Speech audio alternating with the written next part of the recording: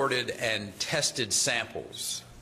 They've assisted in the transport of patients and continue to consult with providers and facilities on diagnosing and screening for Ebola.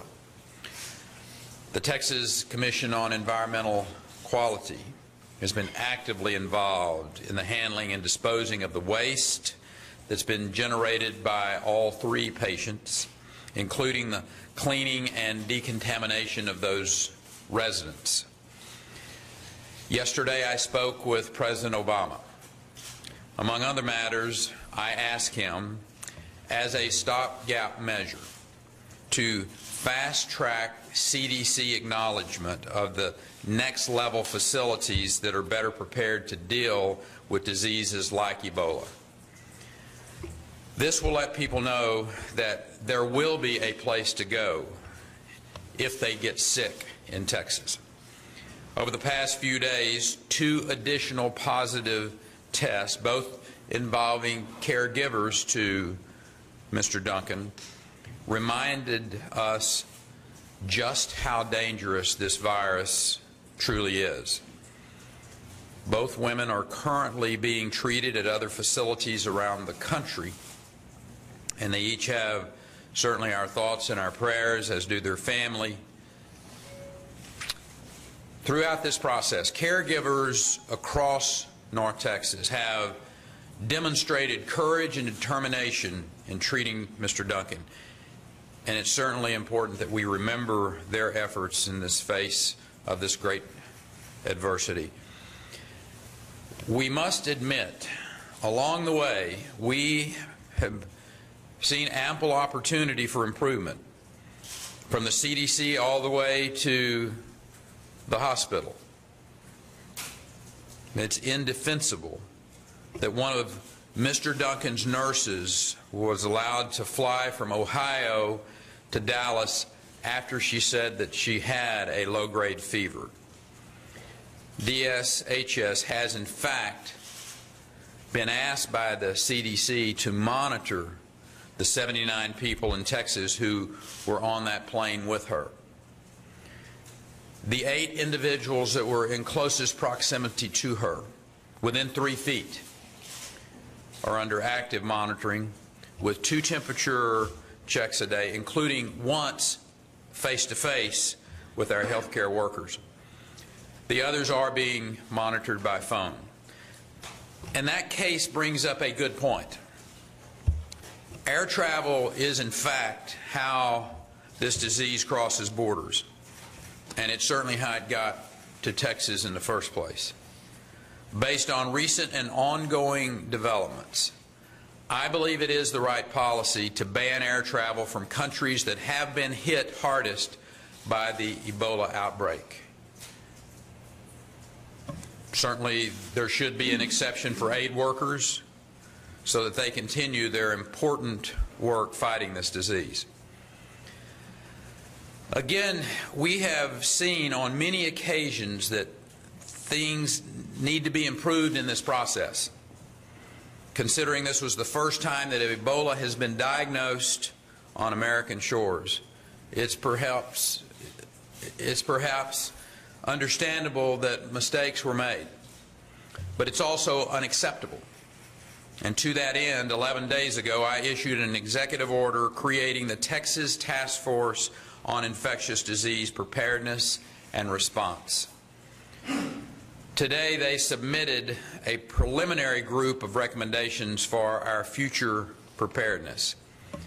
They include establishing Ebola treatment centers in Texas with state-of-the-art equipment and specially trained healthcare workers to provide care to patients when that disease is most contagious. Bringing patients to these centers would be the responsibility of a specialized transport team, also specifically and specially trained with the latest equipment to safely care for those afflicted. They also recommend expanded training for healthcare workers in Texas, and they'll be conducting hearings to determine the scope and nature of that training. They're also calling on the legislature to expand the ability of the DSHS chief to impose enforceable control orders, making it more difficult for people at high risk of infection to ignore directives and for them to limit their exposure to the public, for them to go out into the general public. Also calling for more testing labs in addition to the lab that we already have here in Austin. Texas is only one of 16 states that are authorized to conduct Ebola testing, but having additional facilities in different regions of the state will cut down on the time it takes to diagnose a patient. The important thing for everyone in Texas to remember is that the odds of a specific person contracting Ebola are still exceptionally remote. Many of the steps that we're taking, and many of the steps that we have taken, have been taken out of an abundance of caution. Ebola is a dangerous, persistent foe, but the threat to the general public remains negligible. And to give you some more details of our findings thus far, I'm going to ask our task force director, Dr. Brett Joie, to come to the podium. Doctor? Thank you, Governor. As the Governor said 11 days ago, we launched the Texas Task Force on Infectious Disease Preparedness and Response. Since that day, members of our team have had ongoing provision of scientific and technical recommendations on topics far-ranging from decontamination to the provision of experimental therapies to those who were actually infected by the Ebola virus. We have also worked on a daily basis to begin the process of learning lessons and developing a comprehensive plan. To complete this effort will require substantial time, and you know our first due date is December 1st. But there are already key assessments and recommendations that are unanimously supported by the task force and will significantly affect the way the state approaches Ebola and other high-consequence infectious diseases. Let me summarize these initial recommendations, which are fully detailed on the web and in press releases. As the Governor said, our first recommendation is that DSHS, State Health Services, should designate specific hospitals as Ebola treatment facilities to receive and treat Ebola patients from surrounding health facilities within the state. These facilities should be funded, trained, and equipped to provide the highest level of specialized disease care, including patient management, protection of healthcare workers, decontamination, waste management, and complex coordination. We recommend that DSHS should immediately initiate discussions with the University of Texas Medical Branch in Galveston and its local stakeholders to establish UTMB as the first of 2 designated Ebola treatment facilities in Texas. UTMB, as we all know, is one of the world's leading resources for all aspects of high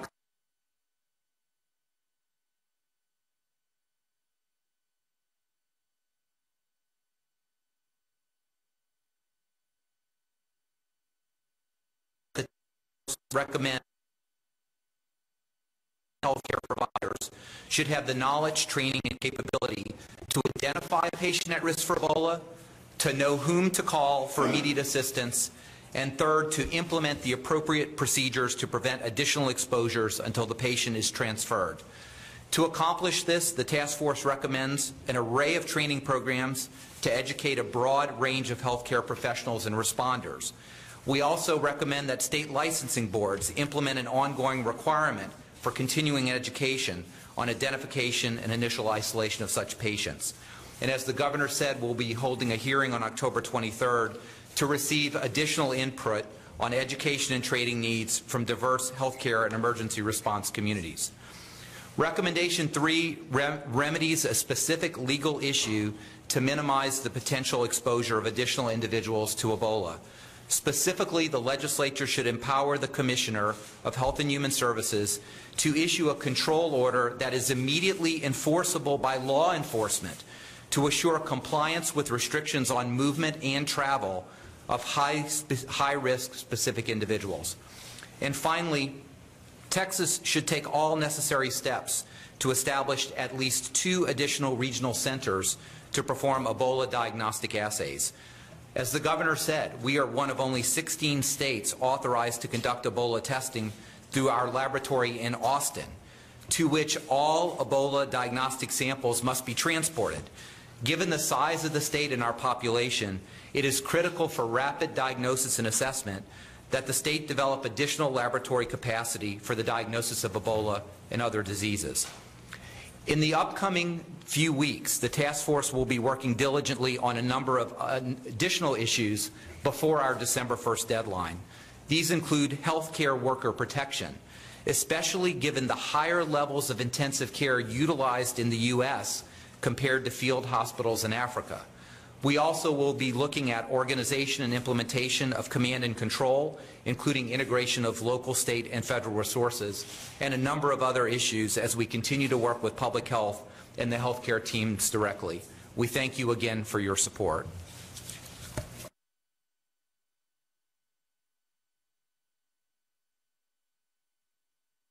Texas Health and Human Services Commission to address you. Dr. Janik. Thank you, Governor. First, Governor, I want to thank you for the leadership in bringing together this panel. As a physician, I am each day in awe of the amazing talent and breadth of knowledge by the members who serve on the task force. It's an honor to be part of it.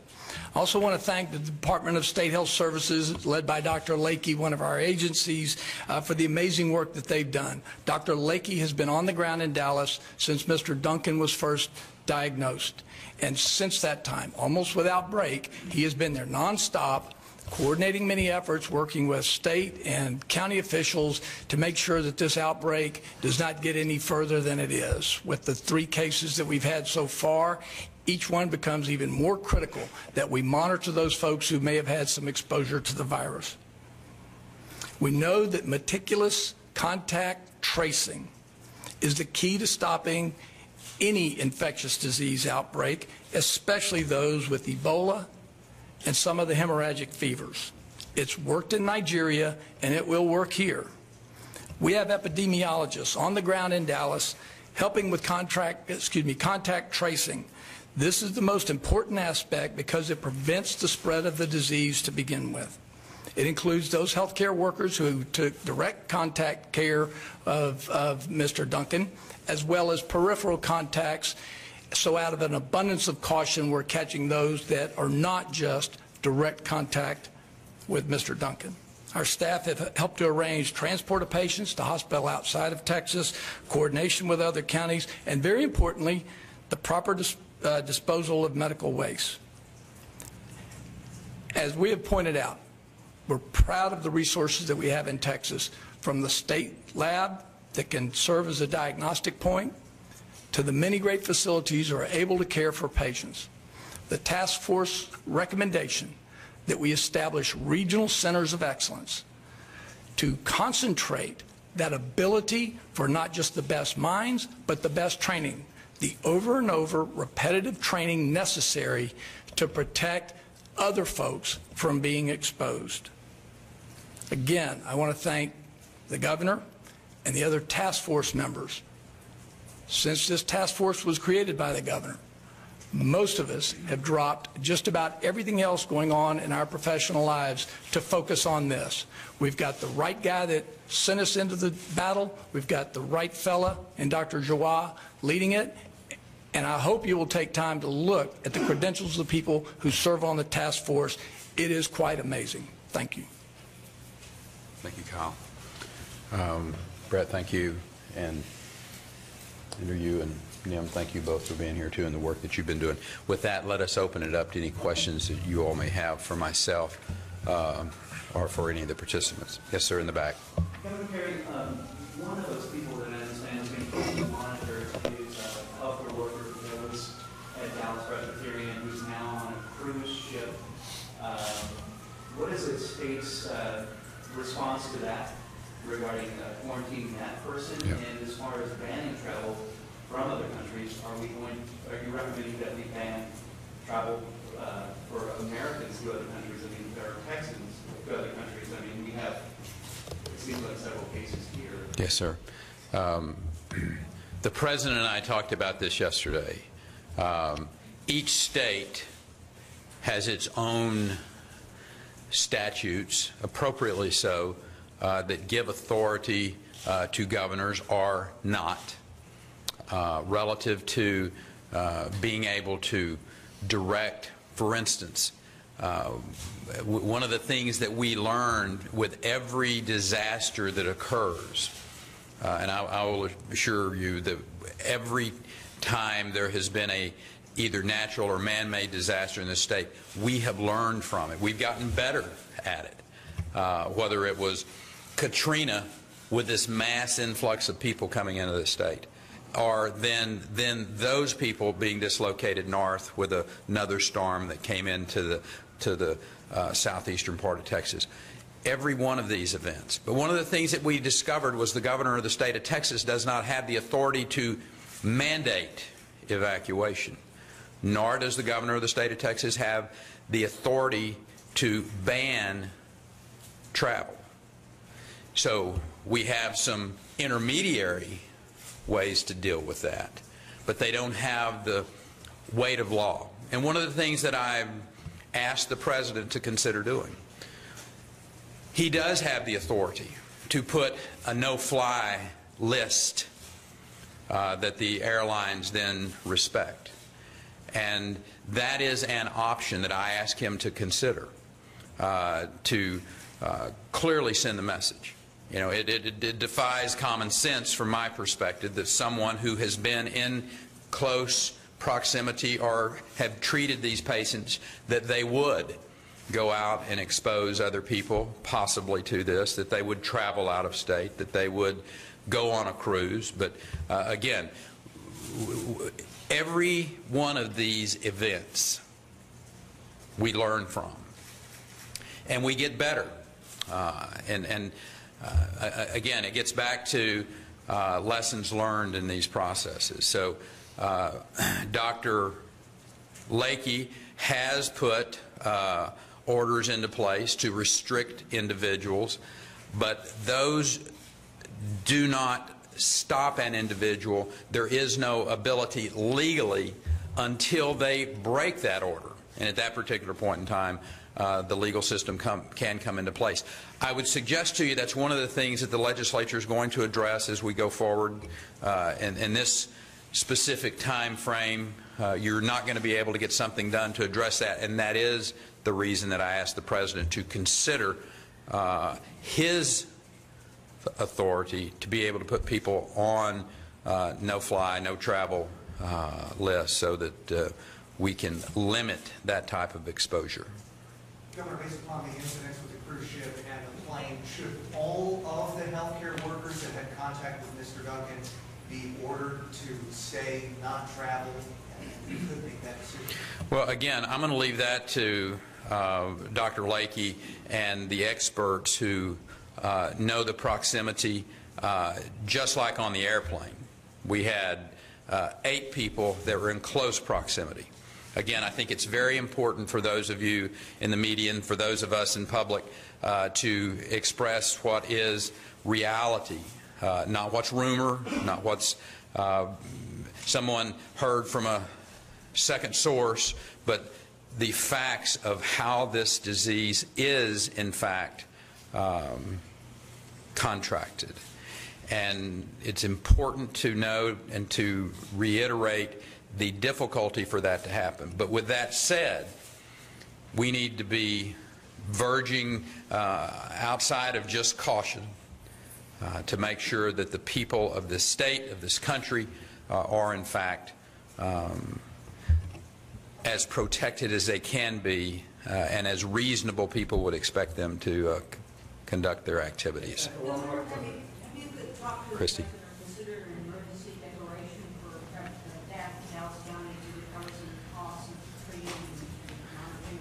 We have not, Christy, as you know, the Stafford Act has minimum levels of which you have to rise up to, and that will be at the appropriate time investigated on whether or not they have reached that minimum level. But our focus right now is on the immediate care, the immediate implementation of processes that will keep the people of this state, and for that matter of this country, safe. So there's appropriate time to look at any cost associated with this. This is not that time. Thank you all for coming and being with us.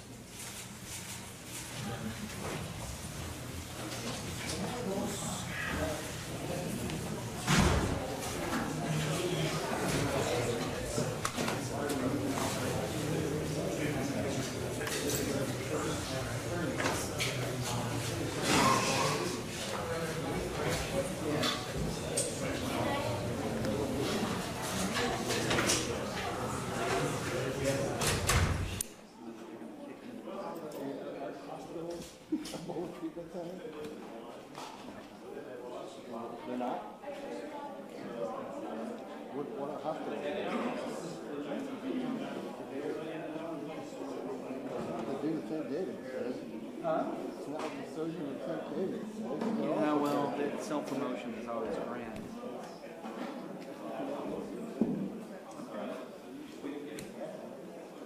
I'm not saying that, I'm not saying